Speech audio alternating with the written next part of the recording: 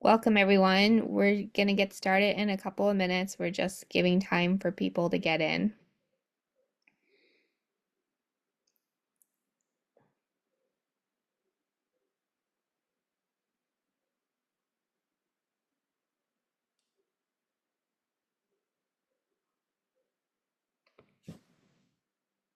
Welcome, everyone. We're going to get started in a couple of minutes. We're just waiting for everyone to get in.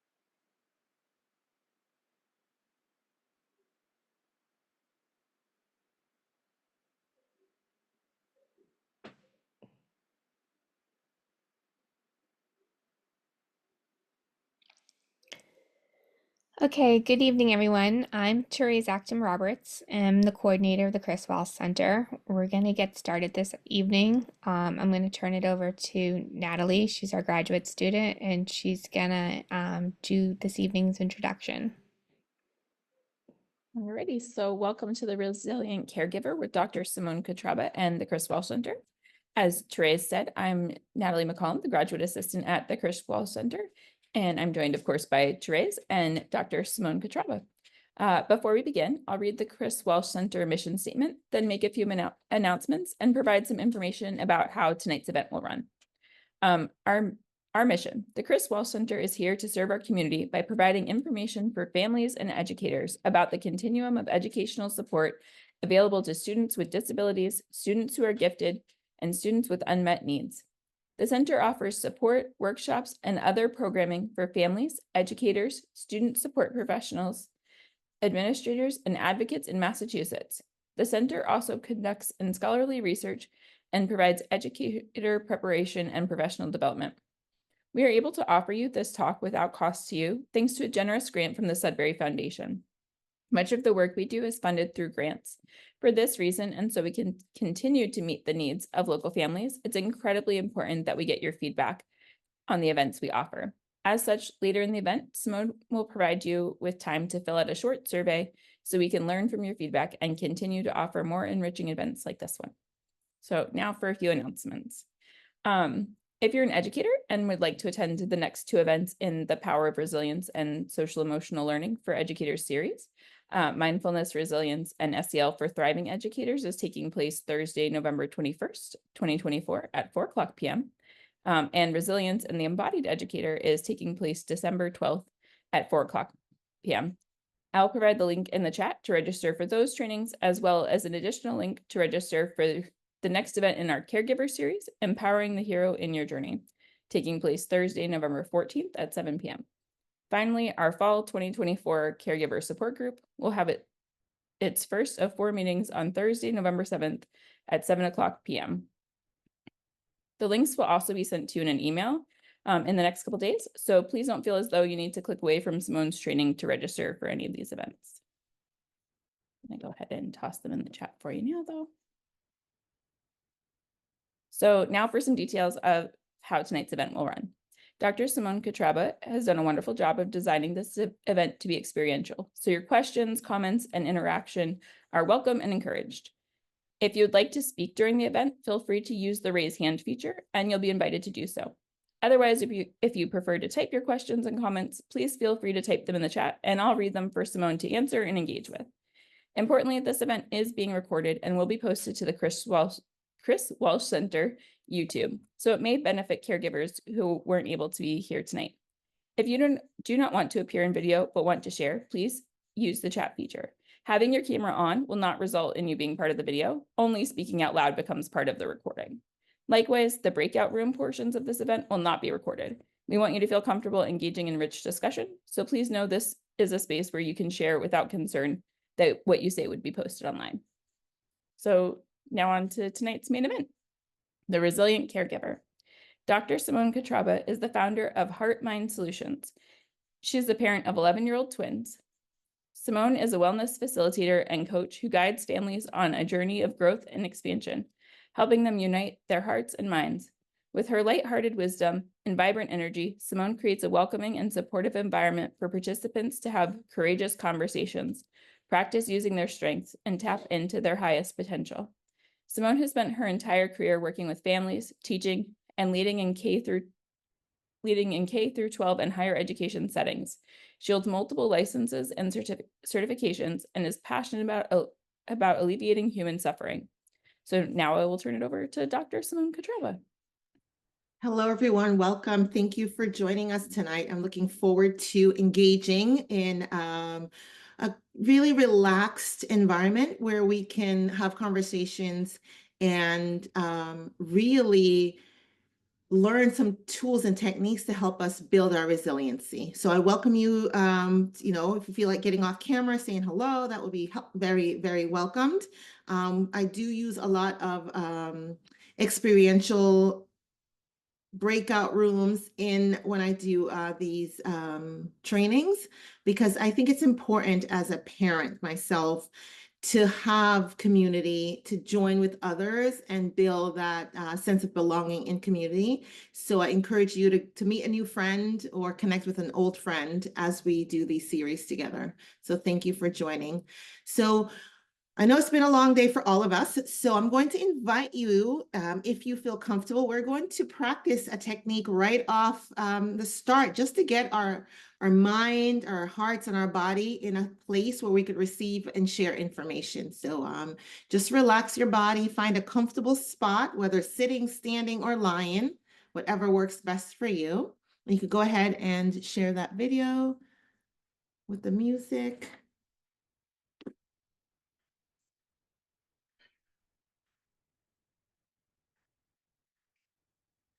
Now we're not hearing the audio.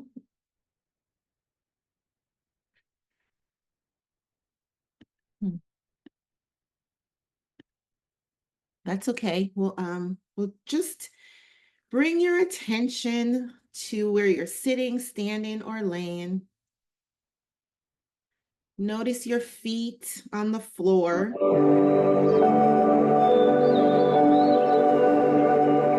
Notice your body. Bring your attention to your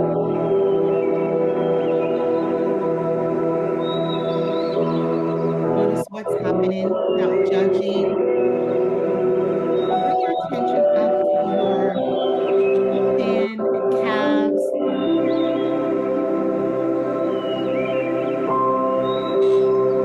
Notice what you're experiencing.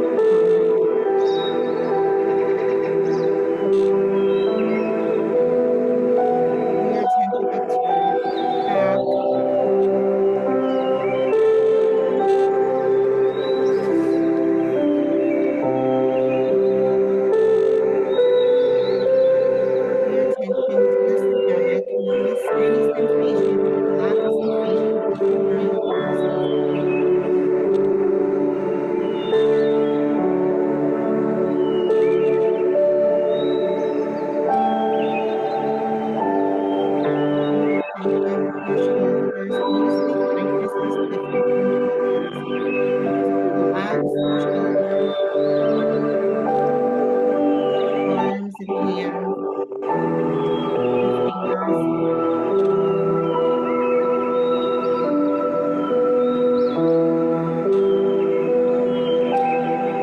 Your mind wanders, just gently and lovingly bring it back to your fingers.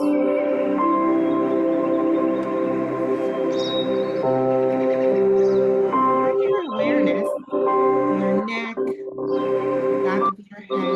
Notice any tightness or stiffness that you're experiencing, or lack of any tightness and stiffness.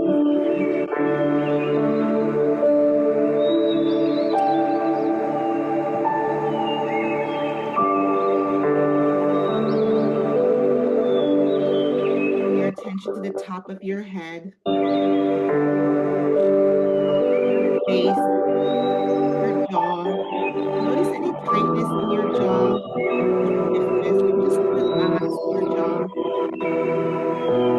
Slightly open your mouth and allow your face to relax.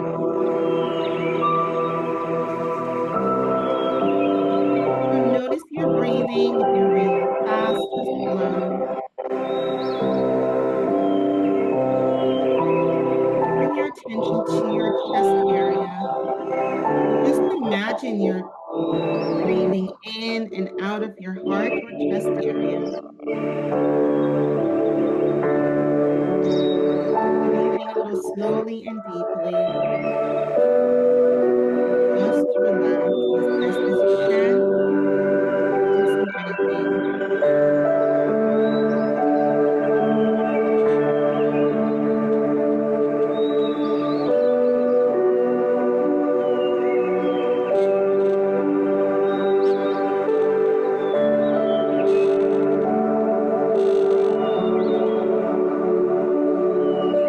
You breathe slowly and deeply in and out of your heart or chest.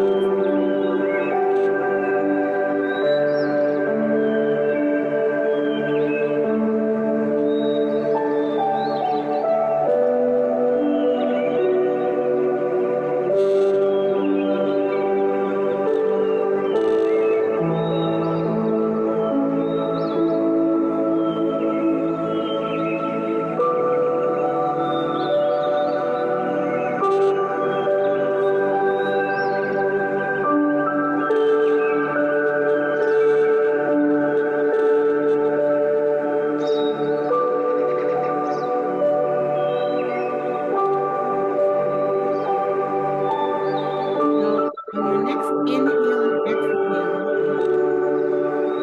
bring your attention back slowly, feeling your feet, feeling your fingers, gently opening your eyes and bringing your attention back to the body.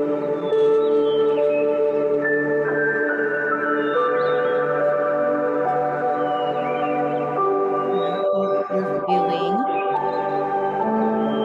a little bit different than you entered, more open and available.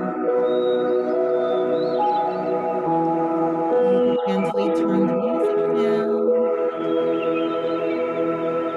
And you could put your cameras back on so you can see your beautiful faces. Thank you.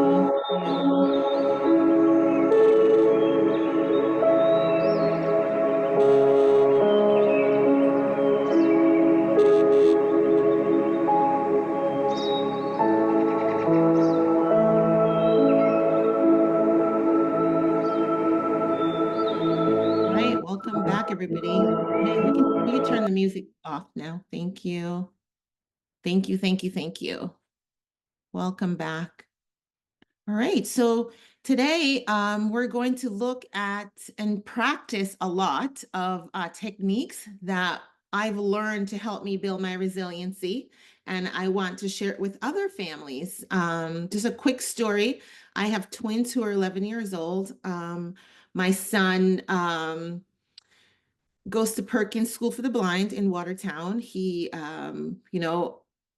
was born with multiple challenges, and he's very resilient, and he has helped me to build my resiliency. And over came so many obstacles that we didn't think was possible at the time. But now he's thriving and doing well. And on the journey as parents and caregivers, we get stressed, and I got burnt out because I was doing a lot, working mom and taking care of a son who needed medical and academic support in many, many ways. So that was very challenging while juggling a job as a school leader. So I was burnt out and stressed, and I don't know, I didn't know a lot of the things that I know today that I learned through that journey to help me build my resiliency, because I couldn't do it. I didn't know what to do. So I started searching for tools, and I found some techniques and tools that's been very helpful in supporting me continue to build my resiliency and support families and educators. So hopefully you'll find these tips and techniques to be very helpful for you as well. So I'm going to share my slide, and we'll get right into our first activity. All right, can we see that? Good. Okay, perfect. So the goal tonight is to really improve our well-being and mental health in families and in community, because we need a village to support us in raising children and caring for others. All right, so what we just did, we did a body scan at first, where we toured our body, and then what we ended with what we call heart-focused breathing, where I invited you to focus on your heart, breathing in slowly and deeply. And that's where we get the heart and the brain to start communicating to help us feel better and really activate our neurochemicals in our body that can help us build our resiliency.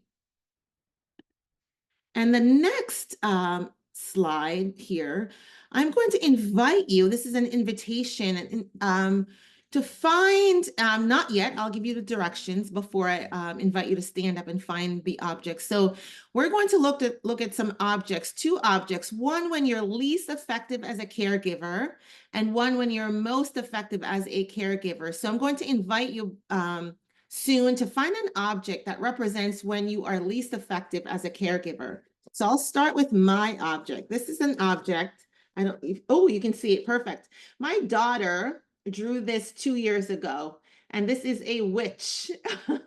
And when I'm least effective, this is how she sees me, as she calls me the evil mommy. So this represents when I'm not at my best. I'm impatient, I'm agitated, aggravated, I'm very sharp. I'm not, I'm giving directions very quickly. I'm speaking very quickly, and I am just not very kind. So this is when I'm least effective. And this is what how my daughter sees me when I'm least effective. And the next object I'm going to invite you to find is an object that represents when you are most effective as a caregiver. So this is a bookmark that I receive from an organization that I did some training for, to provide education for children in rural areas in Nicaragua. So when I'm at my best, I'm giving, right? I care about others. Like these flowers here, I'm very bright and shiny, and I'm really, resilient, right? I have a lot of energy, and I can really be there for others when I'm at my best. So now it's your turn. I'm going to invite you 1 minute to look around your space, wherever you are sitting, and just find two objects, one that represents when you're least effective and one when you're most effective as a caregiver. So go ahead, and I'll start the timer for 60 seconds. So just grab some things.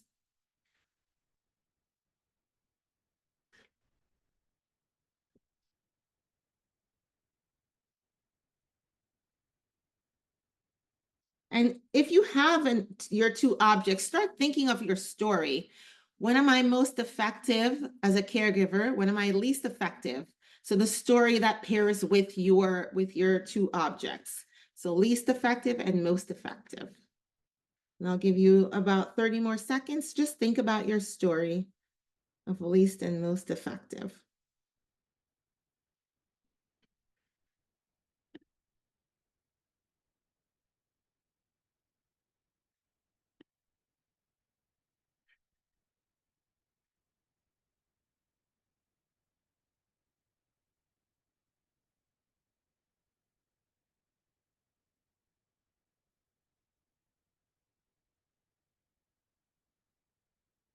All right. So hopefully everyone has something. Give me a thumbs up, even if you're off camera. Just give me a thumbs up to let me know that you have your two objects. Least and most effective.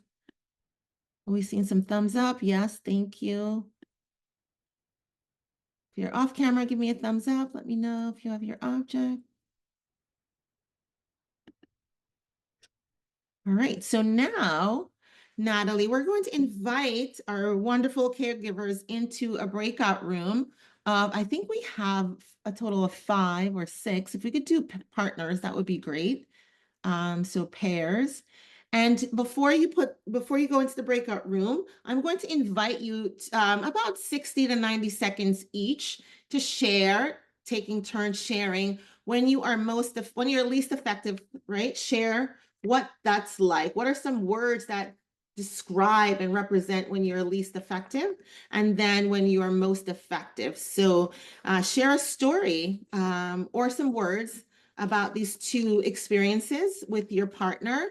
And then after you've shared with your partner, you can nominate the partner that you would like to share with the entire group when we get back. So you can nominate each other whether to share their most effective or their least effective object when we get back.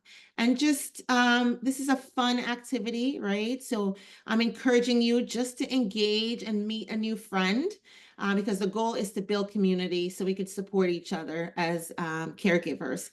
Does that direction make sense? Do I need to clarify anything? So give me a thumbs up if you're all set with my directions. Perfect. Thumbs up if you're off camera so I can see a virtual thumb.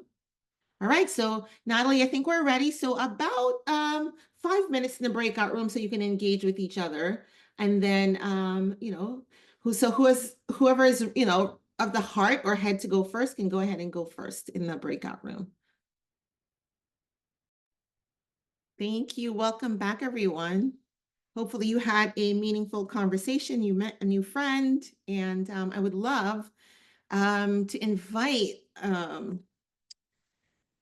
someone to share when they're we'll start with least effective. So if you have your item, please hold it up so we can all see it and share your story of when you're least effective as a caregiver. Go ahead, Jen. Sorry, Jen. Sorry, I was trying to unmute there. This is a smoke alarm that I had on my desk. So my my least effective, is that what we're doing? Least effective or Least, most effective? yeah, we're starting with least. Yeah. My least effective is when I am as reactive as the smoke alarm and as sensitive and just start screaming and being witch-like. And it doesn't model very good behavior. And I've actually realized tonight we had a guest for dinner. One of my son's friends was here and I was upset about something. And my daughter was in the background going, Mom, stop. Because she didn't want me to react like a smoke alarm in front of her friends. So. Well, thank you for sharing that. I really appreciate you sharing that. I can relate. Absolutely. Absolutely. All right. Next, least effective as a caregiver with your item. We'll do all least effective, then we'll go around and do most effective. And you could just hop off camera. Paula. I can do mine if Katie, you go want. ahead. Yes. Yeah, sorry. So right now I'm being least effective because I'm actually picking my son up at the gym. I'm driving to hockey. I'm on my phone. And when I'm on my phone, I'm very ineffective. So Who can relate to Katie? Can we relate? We can relate. Yes, yes, right? Yes, we're all yes. waving at you and raising our hands because we can relate to that. Thank you for sharing. Right. But I was hell-bent on getting on this Zoom meeting. So here we are. And that makes you very effective. Right. I'm very effective right now. And yeah, okay. So I'll let somebody else go. I just wanted to get mine in before I get on the road. Yes, perfect. Thank you. I can go. Mine is exactly the same. Mine was my phone because I use it a lot to like almost like, which is probably, this is like very dramatic term, but like dissociate just from like work and life, and I just sometimes hide in the bathroom for like 10 minutes on my phone, and it's all putting, not being present with like my family or the task is just a way to kind of distract myself. So I can definitely relate with the technology and phone distraction, least effective tool for me. Yes, thank you, Paula. We can all relate to that. Absolutely. Thank you for sharing that. Lori, would you like to share? Yeah, sorry. I just got sushi handed to me. Ooh. Um, anyway, that's not typical school night or whatever. I shared with Katie, this is antibiotic cream that when I'm not the best caregiver, I start to like my body starts to fall apart in lots of different ways. And that's just sort of a symbol of that like I need an antibiotic cream on like a little cut because I don't have it in me to heal. I mean, I Mhm. do, but yeah. Yes, thank you for sharing that. We can definitely relate to that. Thank you. I love all the objects that you guys found. That's amazing in such a short time. You really nailed it. All right, so let's get ready with our most effective as caregivers. Let's see those objects and tell the story of when you're most effective. And go ahead. Jen, you can unmute. Yep, there I am. This is a book of like letter prompts for thank you notes and kindness notes to send to people. And I think I'm at my most effective when I'm, present in the moment and being thoughtful of what I've learned and that my kids are having a hard time. And if I can help them see that, I can help them be better. And it's really hard to think on my feet with my different kids' needs and personalities, but it's nice to have like a visual representation in my head of what it looks like to be effective. So thank you. Yes, that's beautiful. That's the energy of gratitude, like having thank you cards, right? And we'll talk more about that because that is definitely a way that we show up as very effective when we're in that space of thankfulness and gratitude. So thank you. All right, who would like to share next? So that was interesting to me because I feel like as a parent, we're not normally in that space where we can even realize what brings us back to being kind because there's not enough Mhm. time in a day to think about that. But I have I have a Kindle. So I feel like when I do things like that, like when I read at night or even sometimes watch a documentary or listen to a podcast, it kind of resets my brain and puts things into a better perspective. Mhm. Yes, I see a lot of people are nodding, just to let you know, Katie, since you're driving and you can't see us all. Yes, absolutely relating to that for sure. Would you like to go next, Paula? Sure. So I was like, when you gave us this task, I was like shoving food in my mouth and like running around, putting my plate away. So, but I found this rock that I have on my windowsill by the sink, which I made with my daughter. Wait, hang on. Yes. So I thought it Oh, was like yes. it just kind of I don't know. We always have it there. Both hers is also next to this one. But yeah, it's just a time where we were able to like sit and like spend some time together and like connect. Um, she has some disabilities, and I struggle managing all of it. And it was just like a lovely time that we all like got to be present and just spend time together and like share stories and just get to know each other more. So it was, yeah, so that was like a moment that meant a lot to me still, and reminds me to like, these are, in the when things are hard, like this is still something that you can come back to and keep trying to have those activities to be present. Yes, absolutely. That's beautiful. Thank you for sharing that. I love that. Thank you. Lori, you're up next. Yeah, I was just gonna say with Paula, with your stone, it's a stone, right? That you paint that was painted. I have so many stones all around my house. Either they're painted or they're ones I found somewhere, or my daughter, one of my kids gave it to me. And it's also like holding it is somehow kind of grounding, you know, like if I just hold it, I'm like, okay, you know, I'm here, whatever.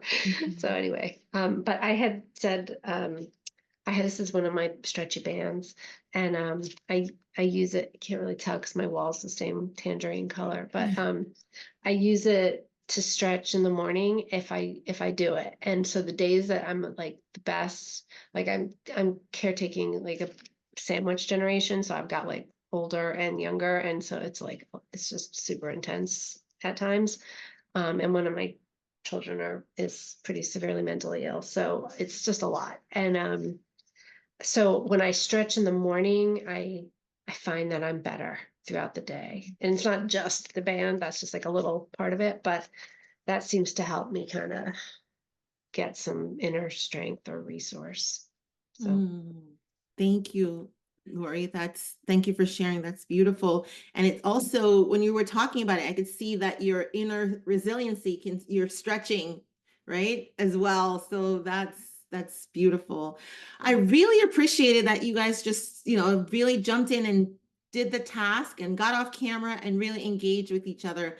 That really means a lot, because this is how we build our resiliency. We hear other people's story, right? And then we make connections and we feel a sense of belonging, and we build communities so we can support each other, because we all have a story to share, right? Of when we're least effective and when we're most effective. And if we can use the energy of when we're most effective, right? That will help us build and sustain our resiliency. Okay. All right. So I'm going to show my slides again, and then we'll get, so thank you. We did the partner work. Beautiful. So we're going to look at a definition, and I know we all have different definitions of resiliency, and this is from the HeartMath Institute. And some of the work that we're sharing tonight is from the HeartMath Institute about building resilience. And based on their definition, as you can see here, it's the capacity to prepare for, recover from, and adapt in the face of stress, challenge, or adversity. And it says we can really learn to build our resiliency capacity and sustain our energy. So when you talk about your cell phone earlier, Paula and Katie, right? We all have the cell phones. It's like our cell phones. If we don't charge it at night and we leave it out, it dies. And it's the same for us. If we're not building and resourcing ourselves, then we're least effective, we're reactive, and we're not at our very best. And so tonight I want to invite you just to take a look at these domains of energy and resiliency. And I'm trying to move this little gun here. Okay. And we're going to look at the physical. And if you're dealing with something physical, pay attention to these domains, because all of it helps to build our resiliency. So physically, you're thinking, if you're like Lori, she's using her band to build her flexibility, right? And endurance and strength. So physically, when we're able to build our physical strength, that helps us to build resiliency. Mental capacity, right? When we're flexible mentally, we can think differently, think outside the box, have multiple point of views, and really be able to be present and attend when we can focus on the task at hand without disruption. And when we can really look at other people's point of views and multiple point of views, we are able to really build our resiliency in that domain, the mental domain. In the emotional domain, which we'll spend a lot more time on tonight, it's the area where we have to build our emotional flexibility, look at positive outlook, think differently, examine our thoughts, and look at how they're impacting our body and our emotions, right? Building our emotional composure and being able to choose what's appropriate pause, noticing, and choosing appropriate responses versus being reactive, which when I'm being the witch, I'm very reactive. And then we look at the spiritual domain, spiritual flexibility. Are we able to commit to our values, right? Are we able to be tolerant and accepting of other people's values and beliefs? So this is what HeartMath looks at when we talk about building our resiliency. And the emotional area tonight we will address heavily because that's where we get depleted the most, and it impacts all of our every other domains, right? It impacts our physiology. So this is an example of two people arguing, and just take a look at this graph, right? So here it says wife said something that got under his skin. So in this example, this was a study that the HeartMath Institute did with a female and a male, but you can relate in any way, where they were driving in the car, and here where I'm pointing, can you see my cursor moving, right? The heart rate, this is the heart rate, and it's pretty low, right? Pretty low, but going up and down. And then here, something was said, right? And what do you notice? So put it in the chat what you notice going on right here when the wife said something that got under his skin, or it could be a partner or a child, a parent got under his skin. So in the chat, what do you notice here? You could put 1 or 2 words to describe what you notice. And then as we move up, what are you noticing here with the heart rate? Just drop that in the chat. And Natalie, if you could see what's in the chat right now, I'm not able to see it. Yeah, so we have Paula saying that the heart rate goes up for this first answer. Yep, absolutely. Absolutely. And then Jen says heart rate accelerates even after the statement is made. Yes, exactly. And then look, after it went up, right? And then heart rate remains elevated after the argument. And this, when I did the training and they explained this to us, this was an hour or so later, right? The heart rate was still very high. So our emotions impact our physiology, impacts our heart rate, the beat to beat minute per beat to beat rate per minute, right? So up and down. And this is an example. So when we're most effective, right? Where are we here? Are we in the thinking brain or the reactive brain, right? As you can see, when we're most effective, right? We're in the thinking brain. When we're least effective, we are reactive. We're in the reactive brain. So I'll give you a little example of the reactive brain. This is our ANS says our autonomic nervous system, right? And our autonomic nervous system really is what regulates our body, our heart rate, our temperature, our digestion, regulates our body. And when our heart is beating this way, it's called the incoherent heartbeat, when it's beating right out of line, and it impacts the brain. And the brain is not able to function as well because we're thinking from the back, not the frontal part of the brain. And in order to be effective, we need to be thinking in the frontal part of the brain. And when we're in the reactive brain, the least effective brain, we are releasing a lot of cortisol in the body that impacts and breaks down the body, right? Because it's a fight, flight, freeze response, right? We're not being chased by a saber-toothed tiger, right? It could be our child, or our work environment, or just dealing with a lot of different external situation, but internally we're feeling that I can't do this anymore, right? I've been there, right? And how many people have been there in that fight, flight, freeze, right? Yes, can't handle it, it's too much. But then the heart is beating against a closed system. And when that happens, it really impacts your nervous system and causes health challenges and stress. And it's very difficult to be resilient in that state, right? So when we're in the thinking brain, we're releasing more oxytocin, melatonin, serotonin, and dopamine, and that is feeding our body. So our brain is synchronizing with the heart and it's working better, and we're able to think clearly, and the autonomic nervous system is functioning, and you can digest your food appropriately and function better. So it's called cortical facilitation because the brain is working well. And it says here, heart rhythms directly affects the brain centers involved in foresight, decision-making, social awareness, and our ability to self-regulate our emotions, right? So think about that for a moment. So as you are thinking about that, we're going to just jump right into a technique that's called the quick coherence technique that allows you on demand to practice building your resiliency by activating your heart and your brain, because the brain sends 90% of the information up from the heart to the brain, and the brain sends 10% down. So when we're able to activate feelings of gratitude and thankfulness, based on those thank you card you were sharing, Jen, right? When we can activate those emotions, we're able to build resiliency, right? So I'm going to invite you, you can keep your eyes open because this is a good one to do. Even when you're driving, you can do this because it does not impair your system. It just allows your body to be flooded with all the right chemicals that will facilitate your resiliency. So I'm going to invite you to keep your eyes open so you can practice this technique on the go when you're moving around throughout your day, caring for others as well as caring for yourself. So bring your attention to your heart or your chest area and just imagine your breath is just flowing in and out of the heart and chest area.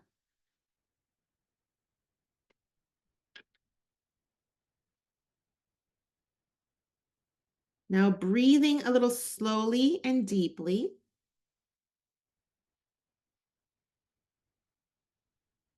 Find a rhythm, a pace that feels comfortable for you. So you're inhaling through the nose and you're imagining it going through the heart center.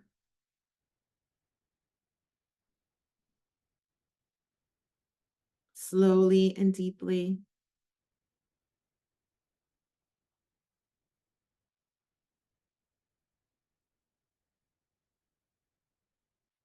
Now I'm going to invite you to activate a positive or renewing feeling. So that feeling could be for a pet, a person, or something in nature that feels good for you. So if you enjoy being in nature, you can just think of being at the ocean or whatever, in the mountains, the fall leaves, a feeling of something or someone that brings you a positive feeling. So the feeling could be calm, or gratitude, thankfulness, appreciation, or just compassion.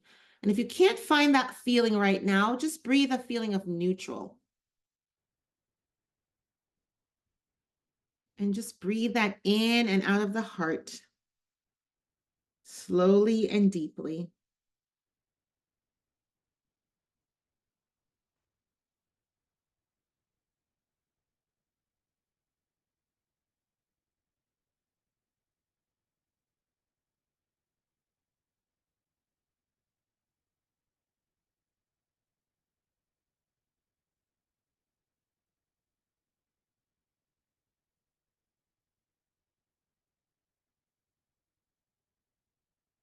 And your next inhale and exhale, just bring your attention back to this space.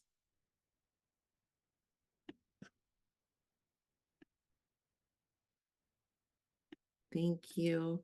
And I am curious, as you come back, one word you can unmute and share, or you can put it in the chat, whatever feels comfortable for you. One word just to share, what was that like for you? What did you notice? I think my question is, what did you notice in your body, in your beingness? What did you notice?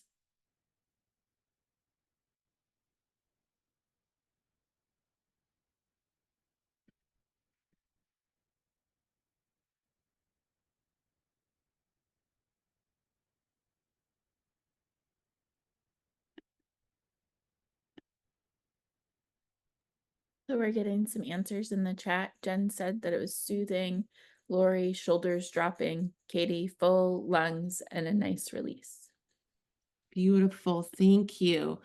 And based on the research on what you just expressed in the chat, the research shows that when we're feeling those high quality emotions, We're flooding our brain and body with those neurochemicals. I believe 13 to 1400 neurochemicals that can help rewire our nervous system for health, vitality, and resiliency, better sleep, better connection with each other, all the things that will help us build our resiliency to care for each other and our families.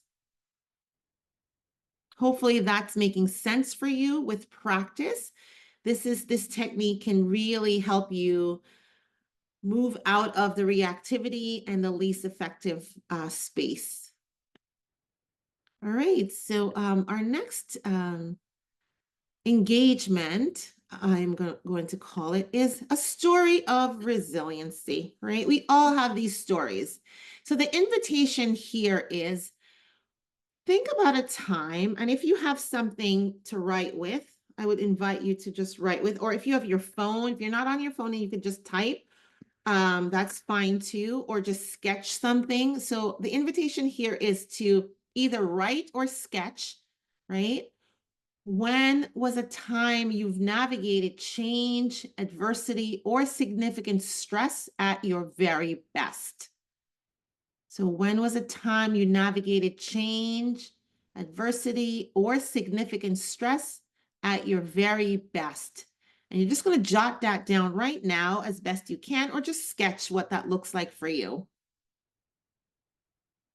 So just number one for now.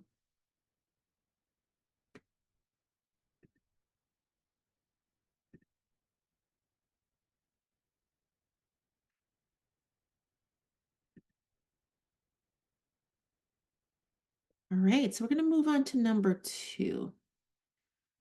What is a gift you'll take from the experience? So that time from number one, what is the gift you'll take from the experience? So you can sketch down or you can write down what the gift is for you, or gifts could be one or two or three things. Just jot that down.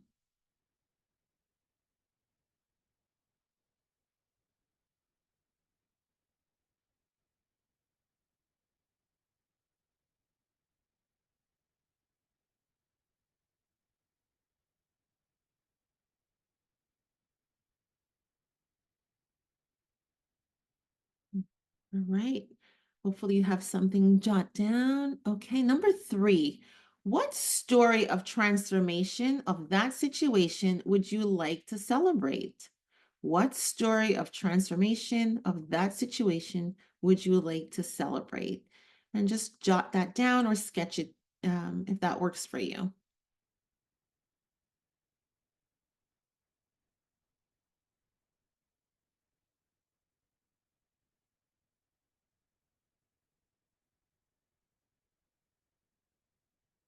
And that's okay if you haven't gotten everything down. That's totally okay, because in a moment, I'm going to invite you back into breakout rooms, and it could be with a different partner, Natalie, to interview each other. So pairs, right? We're going to do an interview. So for example, if Natalie and I are in the breakout room, Natalie will share her story, all three questions. She will just share those, and I will listen really compassionately and empathetically to Natalie's story. And after she is shared, then I will then, and she's complete, then I will just offer to Natalie appreciation for sharing her story. So something in that story that I appreciate, or her courage for sharing. So something, I'm going to find something to say, I appreciate you, Natalie, for, or recognizing something that she shared. Okay. And then you take turns, and then then I would go, and then Natalie goes,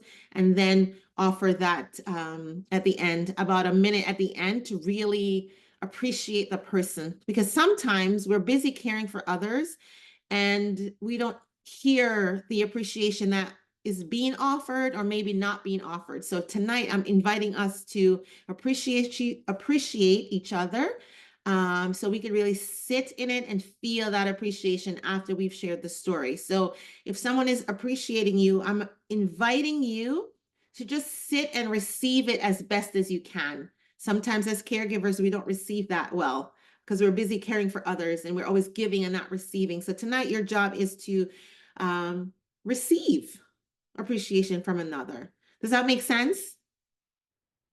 All right, so when you're ready, Natalie, you can send All our right, I'm opening the rooms now. welcome back, everyone. Welcome back. Beautiful.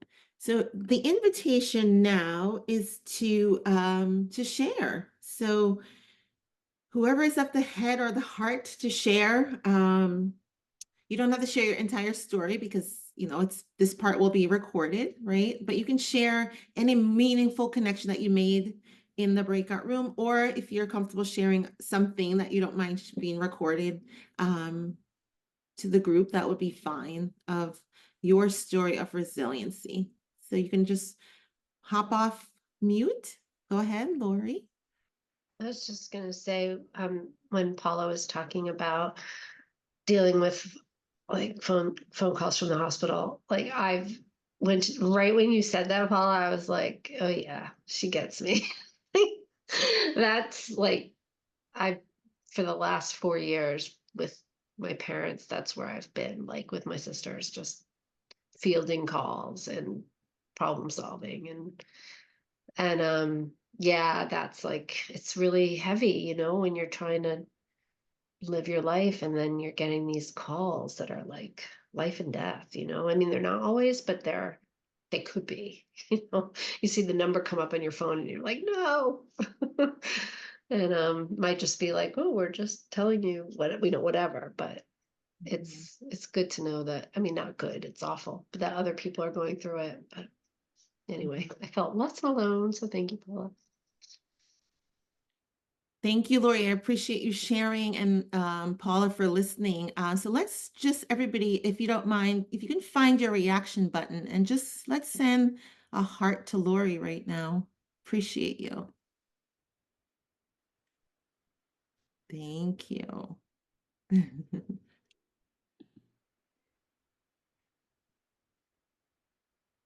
Beautiful.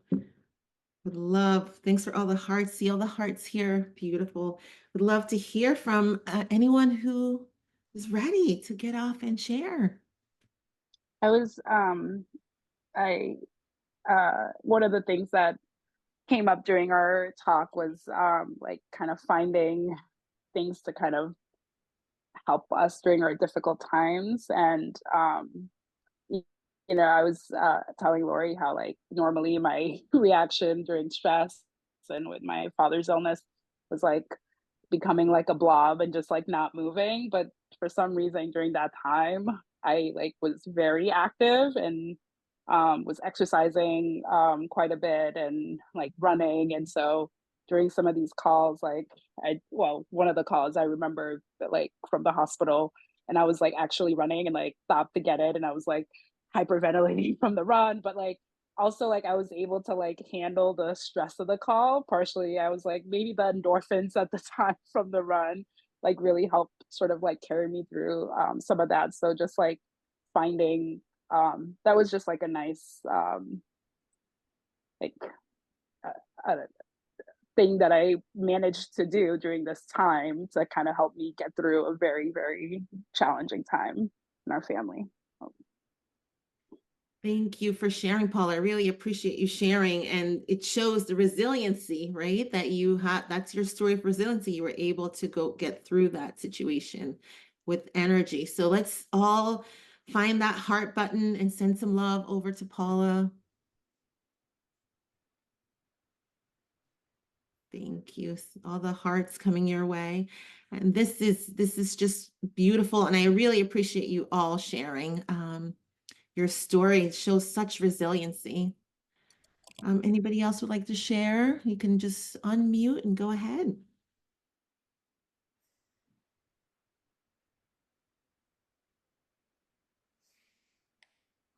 I can share. Go ahead. So I was talking with Jen, and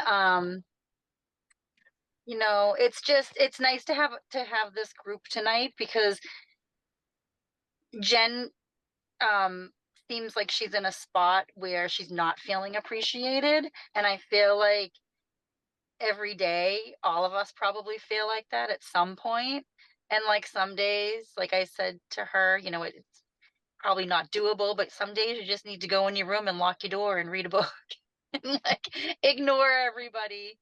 Um, so, you know, I did try to extend an appreciation to her and know that even though people aren't saying they appreciate you or what you're doing is good and it matters, that, you know, it's true, and, you know, you're doing a good job.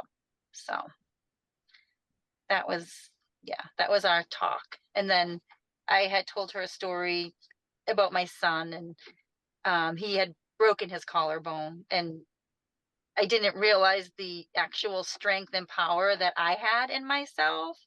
Not so much like Paula with the endorphins, but it was just something that, like, you know, he broke his collarbone, it's like hanging. My husband, who's a nurse, was ready to faint. My daughter's having a mental breakdown, and I don't know how. I'm usually the one who can't deal with that stuff.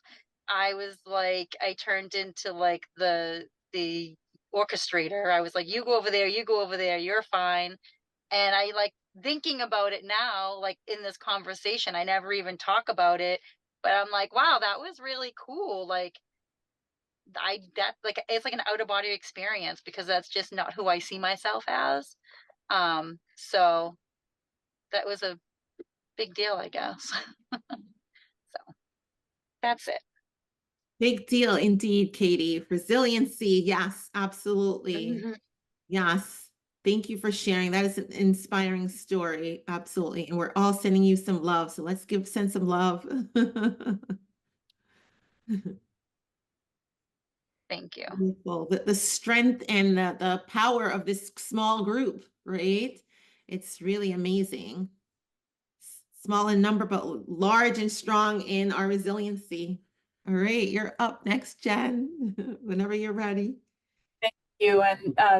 And thank you, Katie, for helping me see things a little bit differently. I'm such a literal person. I think I took the question of, you know, when did I manage these situations at my very best? And that made me feel like I haven't been at my very best in a very long time.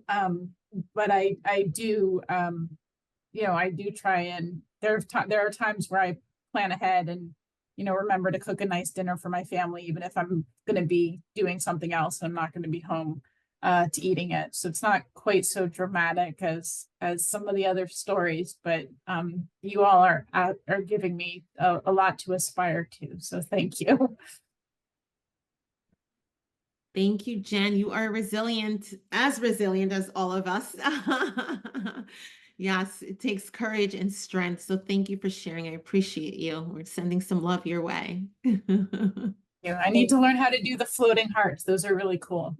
Get the reaction. I did it by accident the first time. I have no idea how it's happening. So one says with effects and one says just reactions, and that's the difference if you've got the updated Zoom. But I did come back on audio, Simone, to let you know that I forgot to do our 10-minute warning. So if you guys are willing to give us just a little bit more time so Simone can finish up, and then I have a couple things for you, we'd really appreciate it. That's on me. And I didn't want to interrupt you guys while you were speaking. So yes, and I think that we end at 8:30, right? This next one goes to 8:30. I think I wrote 8:15 in the email, but if you guys are willing to stay on, like, we'll be here. Are we willing to stay on a little bit longer? Are we able to? Yeah, perfect. Thank you. So I'll show one more slide, and then I will then we'll practice our final technique, so that way we can really tune into that energetic resiliency within us, the emotions of resiliency. All right, so we did that. So this is an example. All right, I'll just fill the whole thing in at once. So when we're in the reactivity, right, and we're not able to, so looking at the neuroscience of resilience, I'm not a neuroscientist, but this is some of the research, right? When demands exceed our resources, our inner resources, and some of you allude to this earlier, we become more reactive and less effective, right? And then we could end up being in a burnout situation. And this is the part of the brain, you can see my cursor, the part of the brain where it's safety, right? The fight, flight, freeze response, the safety mechanism, right?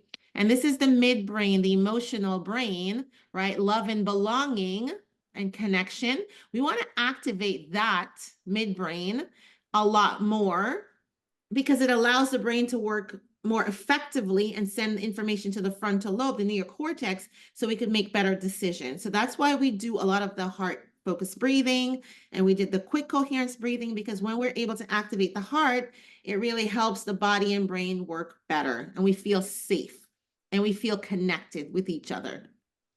As far as here, when we have the feel of love and belonging, and the frontal part of the brain, significance, right? The neocortex is working well and we're functioning well. We're more creative and we're more resourceful. We have a lot of inner resources to give and to share, right? So if you have a lot of resources and you're feeling good, you're feeling appreciated, then you're more creative, you're more giving, you're more loving, you feel more connected. So this is some of the research I wanted to share with you. Does that make sense? Give me a thumbs up if that makes sense, right?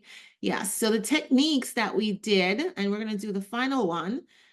So this one, in order for us to be able to activate our creativity and our inner resource, we need to be able to pause, notice, and choose.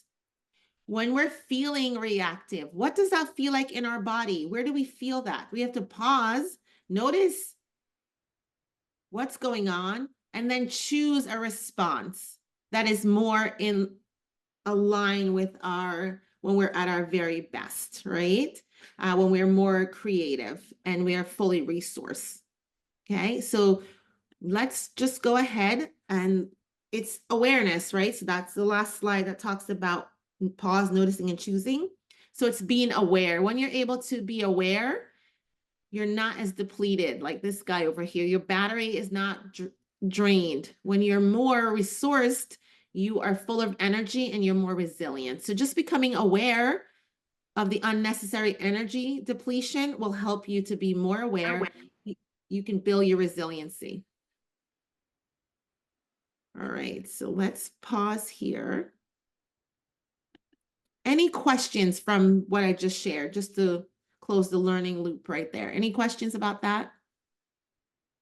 Okay, so let's do a technique. The last technique we're going to do, it's shifting and lifting, right? And the shift and lift is a combination of the first two techniques that we did, and the third part will be just sending it out to others, okay? So this one you can relax, get comfortable, you can close your eyes if that feels good for you. And we'll do this for like another 2 minutes. This is a one that you could do longer. When you're cozying up at night, you can do this one when you're in a better space. So just bring your attention to your heart or chest area. Just imagine your breath is flowing in and out of the heart or chest. Breathing a little slowly and deeply. Find a rhythm that feels comfortable for you.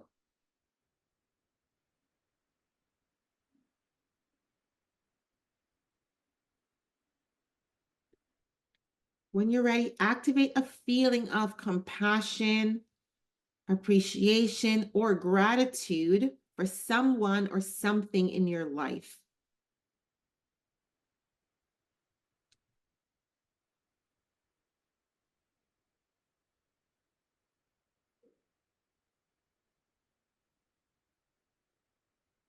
Now you're going to radiate those feelings out to yourself of appreciation, gratitude, or compassion. Radiate the feelings out to yourself. So imagine that feeling in your heart and your entire body, your cells. So breathing it in and sending it out to your entire body from head to toe.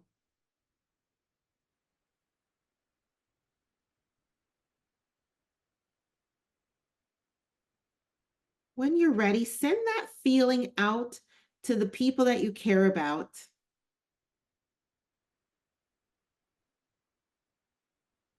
So just imagine someone or a group of people or your pet and just send those feelings out to them.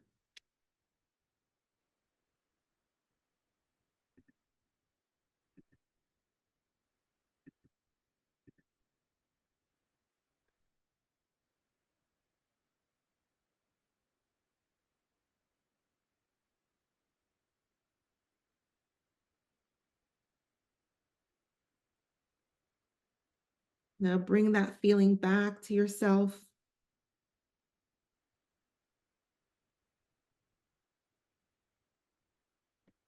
On the next inhale and exhale, bring your attention back to the room.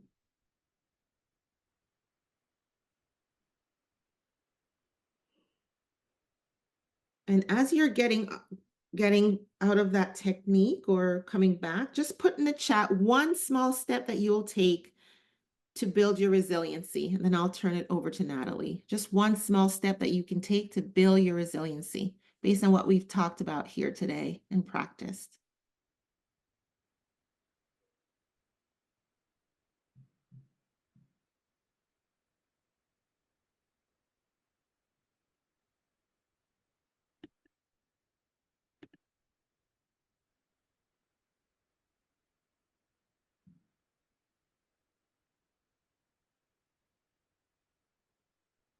You can just drop it in the chat when you're ready, for instance. So we have Katie said presence, Lori recognizing my own resilience, Jen practicing these small ways to be more in touch. Beautiful.